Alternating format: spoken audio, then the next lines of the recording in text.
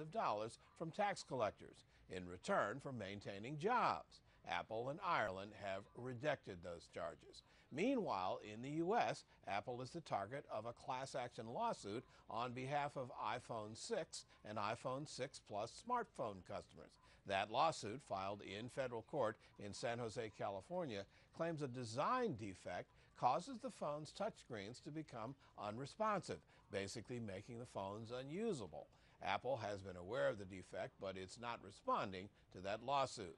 Now, overall, so far this year, Apple has sold more than 166 million iPhones, generating more than $108 billion in net sales. And finally, expectations are high that Apple will unveil a new iPhone at a media event just announced for next week. Invitations went out today to industry analysts and technology journalists for a September 7th event in San Francisco to coincide with the annual fall product launch. No details, but in recent years, Apple has traditionally launched one or two new iPhone models at that event.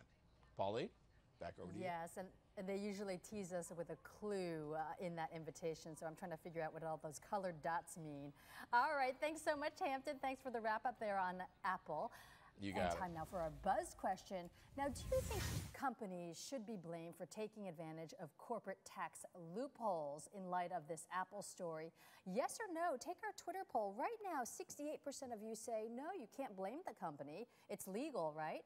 Well, buzz us back on Twitter. My handle is @PaulineChu, or you can email us rundown@cnbcasia.com. Turning now to opportunities in ASEAN when it comes to pulling in foreign direct investment, Vietnam is doing pretty well. In the first 8 months of the year, FDI inflows to the country reached nearly $10 billion, while new pledges hit $14 billion. Analysts say a key reason for Vietnam's appeal is its young workforce and cheap labor costs, which make it a very